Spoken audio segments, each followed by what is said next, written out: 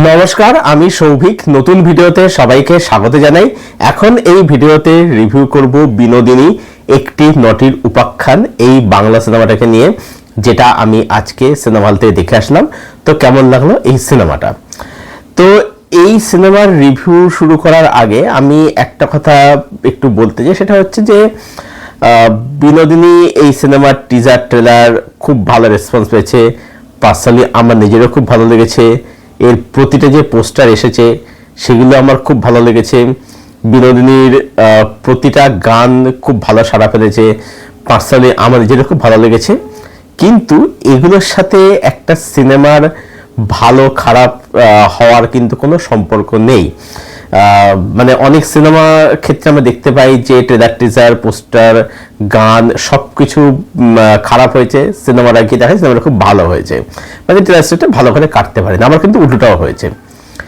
এবারে আমি এই ভিডিওতে এই সিনেমা সম্বন্ধে যা কিছু বলবো, যা রিভিউ দেব, সেটা সম্পূর্ণ আমার পার্সোনাল ওপিনিয়ন। আমি সবাইকে এটাই বলবো যে তোমরা সিনেমাটা হলে দেখতে যাও, তারপরে তোমরা তোমাদের মতামত শেয়ার করো তোমাদের মতো করে সোশ্যাল মিডিয়ার মাধ্যমে আর কি। আমি এখানে আমার মতামতটাই কিন্তু শেয়ার করো তোমাদের সবার সাথে। আমার সিনেমাটা পার্সোনালি কীরকম লাগলো, দেখো ব্যাপারটা হচ্ছে সিনেমা একটা সাবজেক্টিভ জিনিস। যেটা একজনের ভালো লাগছে সেটা অন্যজনের ভালো নাও লাগতে পারে, বা সিনেমার আন্ডারস্ট্যান্ডিং সেটা এক একজনের কাছে কিন্তু এক এক রকম, ঠিক আছে? সেটা আমি প্রথমে বলে দিলাম।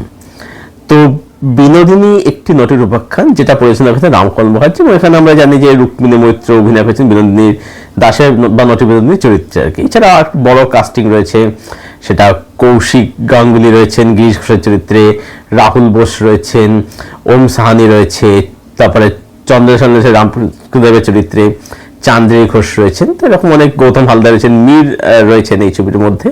একটা বড় কাস্টিং ছবিটার মধ্যে রয়েছে। তো বিনোদিনী এই ছবিটা অ্যাকচুয়ালি নটি বিনোদিনী বা বিনোদিনী দাসীর তার পুরো জীবনটাকে দেখাচ্ছে। লেংথ হচ্ছে 2 ঘন্টা 31 মিনিট। এবারে সিনেমাটার মধ্যে কিন্তু প্রশংসা করার দিক কিন্তু অনেক কিছু রয়েছে, কিন্তু ছবিটার মধ্যে এমন কিছু মানে মেজর ড্রব্যাক রয়েছে, যে কারণে এই সিনেমাটার মধ্যে অনেক ভালো দিক থাকা সত্ত্বেও আমি সিনেমাটাকে একটা খুব ভালো সিনেমা হিসেবে কিন্তু আমি কনসিডার করতে পারছি না। সেটা কেন, সেটা নেগেটিভ দিক আলোচনা করছি। কিন্তু সিনেমাটার মধ্যে কিন্তু ভালো দিক কিন্তু অনেকগুলো রয়েছে। তা আগে ভালো দিকটা আলোচনা করিনি। গল্প সে বলার প্রশ্ন আছে, এখানে বিনোদিনী দাসীর বা নটি বিনোদিনীর পুরো দিকটাই, পুরো লাইফটা এখানে আমরা দেখতে পাচ্ছি সিনেমার মধ্যে দিয়ে। প্রথম কথা হচ্ছে যে এই সিনেমাটার মধ্যে যে টেকনিক্যাল অ্যাসপেক্টস আমরা দেখতে পাচ্ছি, অর্থাৎ এখানে যে এরাটাকে রিক্রিয়েট করা হয়েছে, এটা কিন্তু অবশ্যই দেখতে ভাল লাগে। বিভিন্ন বা এখানে প্রায় প্রতিটা শট এখানে সত্যি দেখবো আমাদের, কিছু শট কিন্তু সত্যি ভীষণই ভালো। ক্যামেরা কাজ বলি, শট টেকিং, ক্যামেরা মুভমেন্ট, সেগুলো অবশ্যই খুব ভালো। তার সাথে সাথে এখানে যে কালার গ্রেডিং করা হয়েছে ওই এরাটাকে মানে দেখানোর, বোঝানোর জন্য, সেটা অবশ্যই দেখতে ভাল লাগে। এবং সেই সময়ের যে সমাজবাসীরা ভালোভাবে ফুটে আসে, এগুলো অবশ্যই কিন্তু ভালো। ছবিটা কিন্তু টেকনিক্যালি ভালো। খামতি দিকে পরে হবে, টেকনিক্যাল খামতি আছে, সেটা পরে আমি আসছি, কিন্তু ছবিটা টেকনিক্যালি কিন্তু খুব ওয়েল মেড। মানে যেভাবে এটা কিন্তু অবশ্যই দেখতে ভাল লাগে। দ্বিতীয় হচ্ছে যে এখানে পারফরমেন্স। সবার আগে বলবো এখানে আমি সাপোর্টিং কাজদের কথা। কৌশিক গাঙ্গুলি থেকে শুরু করে তারপরে চন্দন রায় সান্যাল বলি, চান্দ্রী ঘোষ বলি, রাহুল বোস বলি, মীর, তারা কিন্তু প্রত্যেকে কিন্তু খুব ভালো কাজ করেছে। ওম সাহানিকে আমার এদের কাছে সবথেকে দুর্বল লাগলো। ওম সাহানি ঠিকঠাক একটা ওকে কাজ করেছে। আচ্ছা, এবার সেই লিড চরিত্র রুক্মিণী মৈত্রের কথাতে। তো রুক্মিণী মৈত্রকে নিয়ে আমার প্রশংসা এবং সমালোচনা কিন্তু দুটোই রয়েছে। তো প্রথম কথা হচ্ছে বলবো যে রুক্মিণী মৈত্র কিন্তু এই চরিত্রটা কিন্তু খুব খেটেছে, ঠিক আছে, খুব খেটেছে, ঠিক আছে। আমি শুনেছিলাম যে তিনি এই চরিত্রের জন্য ওয়ার্কশপ করেছেন, অনেক খেটেছে, দেখে বোঝা যাচ্ছে এটা তাকে খুব ভালো মানিয়েছে। এবং থিয়েটারের দৃশ্যগুলো, সেগুলো যেমন খুব দারুণভাবে স্টেজ করে মানে শ্যুট করা হয়েছে, সেখানে তার পারফরমেন্স কিন্তু সত্যি দেখবার মতো। দুর্দান্ত তার অভিনয় সেখানে। এবং অন্য সময় ড্রামা পোর্শন তার অভিনয় কিন্তু দেখবো মতো, সত্যি ভালো কাজ করেছে, তাকে কিন্তু ভালো মানছে, দেখতে খুব সুন্দর লেগেছে।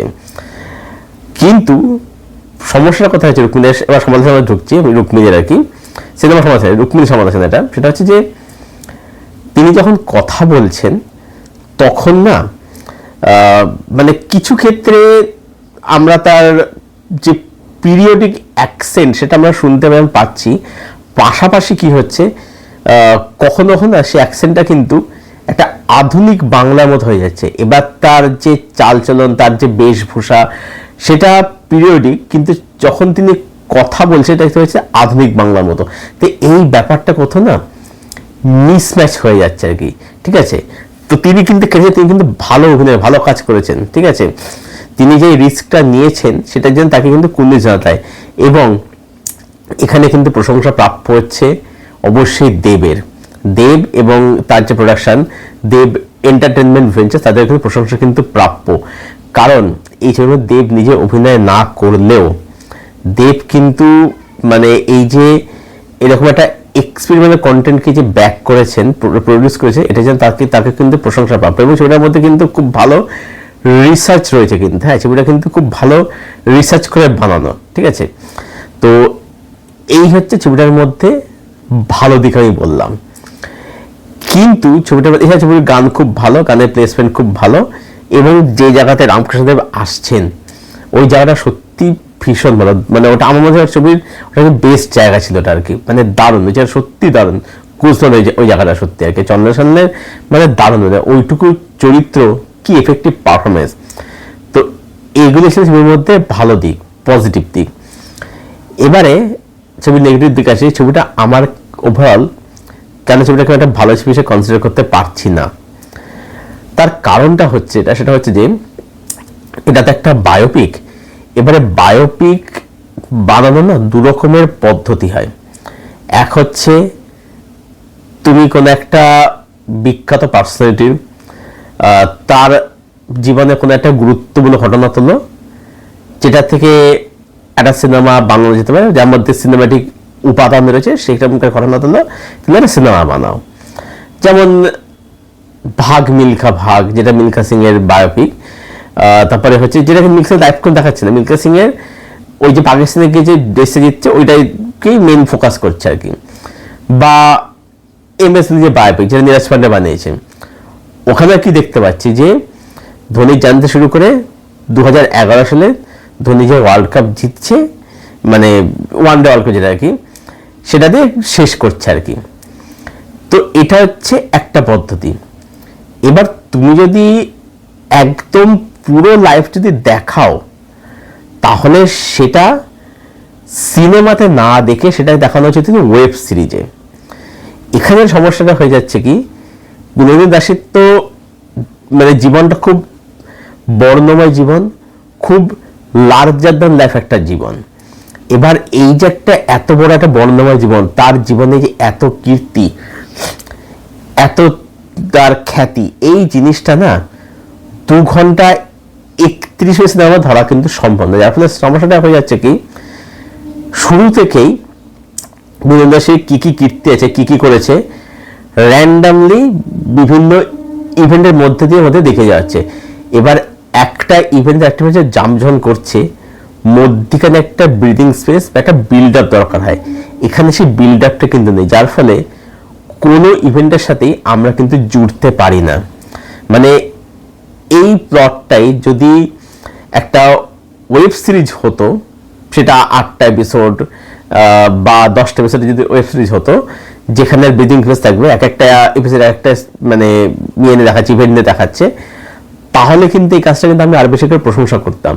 কিন্তু যখন আমরা সিনেমা দেখছি তখন কি হচ্ছে, যেটা আমি একটাকে বললাম যে সিনেমার ক্ষেত্রে সবসময় কিন্তু একটা কোনো লাইফ স্প্যান মানে লাইফের কোনো একটা ঘটনা নিয়ে কিন্তু করা উচিত, কারণ যেহেতু রান টাইম যেহেতু কম যেহেতু হয়ে যাচ্ছে, সেটা যেহেতু এখানে হচ্ছে না, কোনো ইভেন্টের সাথে আমরা কিন্তু এখানে জুড়তে কিন্তু পারছি না, জাস্ট ইভেন্টকে র্যান্ডমলি দেখে যাচ্ছি, সেগুলোর সাথে আমরা কিন্তু কোনোভাবে ইমোশনালি কানেক্ট হতে পারছি না। আচ্ছা, নেক্সট নেগেটিভ দিক যদি আসে, সেটা হচ্ছে যে এখানে গিরিশ ঘোষের চরিত্রে দেখানো হচ্ছে, কৌশিক গাঙ্গুলি চরিত্র করেছেন, কৌশিক গাঙ্গুলি খুব ভালো অভিনয় করেছেন, দারুণ করেছেন, কিন্তু এই যে তাকে আমরা জানি হচ্ছে নাট্যাচার্য গিরিশ ঘোষ হিসাবে, তার একটা আলাদা দাপট ছিল। কিন্তু এখানে দাপট দেখিয়েছে, দেখাতে সেটা বলবো না, কিন্তু এখানে দাপটের থেকে না কোথাও গিয়ে তার অসহায়তাটা কিন্তু বেশি করে চোখে পড়লো। এটা একটা মনে হলো যে কোথাও গিয়ে ক্যারেক্টারের যে আর্কটা না, ক্যারেক্টার ডিজাইনটা কোথাও গিয়ে যেন বদলেছে, আমার এখানে মনে হলো এই একটা জিনিস। আচ্ছা, নেক্সট হচ্ছে বিনোদিন দাসীকে বা নটি বিনোদিনীকে স্বয়ং রামকৃষ্ণ পরমহংসদেব আশীর্বাদ করেছিলেন, বলেছিলেন তোমার চৈতন্য, চৈতন্যের চেতনা, যখন তিনি চৈতন্য অভিনয় করেছিলেন আর কি, তখন তিনি মানে বিনোদিন দাসীকে আশীর্বাদ করেছিলেন। এবার এই যে সিনটা, এই সিনটা যখন আসছে যখন আর কি, সত্যি খুব সুন্দর। আমি যেটা একটু আগে বললাম প্রশংসা সিনটা, এটাকেই যদি ক্লাইম্যাক্স করা হতো যে স্বয়ং রামকৃষ্ণ আশীর্বাদ করছেন, আমার মনে হয় এটা হচ্ছে সব থেকে পারফেক্ট স্যাটিসফাইং ক্লাইম্যাক্স হতো। সেটা কিন্তু করা হচ্ছে না, কারণ যেহেতু পুরো লাইফটা এখানে দেখানো হচ্ছে আর কি, সেটা হলে অনেক বেশি ভালো হতো, সেটা সিনেমাটা বেশি ক্রিস্প হতো আর কি, বা ড্রামাতে বেশি ফোকাস করা যেত এটা যদি করা যেত আর কি এটা। আচ্ছা, নেক্সট হচ্ছে এখানে কিন্তু বিনোদিন দাসীর বা নটি বিনোদিনী যেহেতু পুরো লাইফটা দেখানো হচ্ছে, বৃদ্ধা বয়সে যে মানে মেকআপটা দেখানো লুকসটা দেখতে হয়েছে বিনোদিন দাসীর রুক্মিণী আর কি, সেখানে কিন্তু তার প্রস্ত্রের কাজ কিন্তু খুব একটা ভালো আমার লাগলো না, প্রস্ত্রের মেকআপটা আর কি, ঠিক আছে, খুব ভালো লাগলো, খুব একটা কনভিন্সিং লাগলো না, এটাতে জোর দেওয়া উচিত ছিল, দেওয়া দরকার ছিল। আচ্ছা, বা যদি বাজেট যদি কম থাকতো, আমার মতে এখানে অন্য কোনো একজন অভিনেত্রীকে দিয়েই আর সিনিয়র অভিনেত্রীকে এখানে কাজ করে দিয়ে সেই পোর্শনটা শ্যুট করে নিতে পারতো, কারণ পোর্শনটা খুব বেশি কিছু ছিল না, সেরকম কাউকে শ্যুট করে নিতে পারতো, সেটা হয়নি। যাই হোক, এটা একটা। আচ্ছা, এখানে দুটো ডেথ সিন রয়েছে, একটা হচ্ছে যখন চান্দ্রিক ঘোষ মারা যাচ্ছে, আর একটা হচ্ছে বিনোদিন দাসের মা যখন মারা যাচ্ছে আর কি, দুজনেই মায়ের মতে বলা যায় আর কি, কারণ যেহেতু সে পতিতা থেকে উঠে এসছে। এবারে চান্দ্রিক ঘোষ মারা যাওয়ার সিনটা দেখবে, প্রথমে দেখাচ্ছে যে চোখটা বোঝাচ্ছে মারা গেছে, তারপরে ক্যামেরাটা ফোকাসে মানে রুক্মিণীর দিকে রাখছে, তারপরে দেখাচ্ছে প্রথমে ঘাটটা মুখটা সোজা ছিল, তারপরে ঘাটটা ডান দিকে বাঁ দিকে হেলানো, মানে মরাবস্থায় মানে ঘাড় হেলে গেল সঙ্গে সঙ্গে, এটা একটা। আরেকটা হচ্ছে, এটা হচ্ছে আরো বড় ব্লান্ডার, সেটা হচ্ছে যে প্রথমে দেখা যাচ্ছে চোখটা খোলা, যখন বিনোদিন দাসের মা যখন মারা যাচ্ছে চোখটা খোলা, সোজাভাবে তাকিয়ে আছে, মনে হচ্ছে মারা গেছে, ওই অবস্থাতেই ঘাটটা বেঁকে গেল, চোখটা বন্ধ হয়ে গেল। মানে এই যে দুটো ডেথ সিন এখানে, এরকম মানে মিস ডিরেকশন, এরকম মানে ভুল, এটা মানে সত্যি এক্সপেক্ট করা যায়নি, মানে এত বড় ব্লান্ডার এখন আজকের দিনে দাঁড়িয়ে আর কি, এটা প্রচন্ড কিন্তু চোখে লাগলো আর কি, প্রচন্ড চোখে লাগলো। ওভারঅল বলবো যে এই ছবিটা, এটা আমার কাছে একটা ঠিকঠাক ছবি বলে মনে হয়েছে। মানে এটা খারাপ ছবি একেবারে আমি বলবো না, কখনো এটা খারাপ ছবি নয়, কারণ যেটা আমি ব্যক্তি বললাম ছবিটার মধ্যে কিন্তু ভালো দিক কিন্তু অনেক রয়েছে, কিন্তু ছবিটার মধ্যে যেহেতু কিছু মেজর ড্রব্যাক আছে, সেখানে ছবিটা কিন্তু ওভারঅল একটা খুব ভালো ছবি কিন্তু বলা যায় না, তাই ছবিটা কিন্তু খারাপ ছবি কিন্তু হয়নি। হ্যাঁ, ছবিটা কিন্তু বলবো যে একটা প্রচেষ্টা বলা যায়, একটা আন্তরিক প্রচেষ্টা, একটা যত্নে বানানোর প্রচেষ্টা, তার বেশি কিছু নয় আর কি, এটাই ছবিটার ক্ষেত্রে এটাই বলতে পারে আর কি। আমার দিক থেকে বিনোদিনী একটি নটির উপাখ্যানকে রেটিং থাকলো 6.5 আউট অফ 10। তো এই ছিল আমার রিভিউ বিনোদিনী নটির উপাখ্যান সিনেমাটাকে নিয়ে। অ্যাকচুয়ালি এটা আমি একটাই বললাম যে এই ছবিটাকে মানে এই যে প্লটটাকে, এটাকে যদি একটা ওয়েব সিরিজে যদি প্রেজেন্ট করতো, তাহলে কিন্তু এটা আরো বেশি ইম্প্যাক্টফুল হতো, আরো বেশি ভালো হতো। অ্যাকচুয়ালি এটা এই প্লটটা না বা এই ধরনের যে বায়োপিক, সেটা সেগুলো না অ্যাকচুয়ালি ওয়েব সিরিজ ডিমান্ড করে আর কি। তো এই ছিল আমার রিভিউ বিনোদিনী একটি নটির উপাখ্যান। তো যারা সিনেমাটা দেখোনি, দেখে আসো নিকটবর্তী হলে গিয়ে, তারপর জানি কীরকম লাগলো কমেন্ট করে। আর যাদের দেখা হয়ে গেছে, তোমাদের কি ওপিনিয়ন কমেন্ট বক্সে এসে অবশ্যই শেয়ার করে জানাও। ভিডিওটা ভালো লাগলে লাইক করো, শেয়ার করো, চ্যানেলটাকে অবশ্যই সাবস্ক্রাইব করে দিও, এবং পাশের যে বেল আইকনটা আছে সেটাকে প্লিজ অন করে দাও, যাতে এরকম আরও রিভিউ বা ভিডিও আসলে তার নোটিফিকেশান সহজে এবং শীঘ্রই পেয়ে যাও। ভিডিওটাকে এখানে শেষ করছি, আবার দেখা হচ্ছে তোমাদের সাথে খুব শীঘ্রই নতুন কোনো একটা ভিডিওর সাথে। ততক্ষণ ভালো থেকে সুস্থ করে তোমার সঙ্গে জুড়ে থেকো।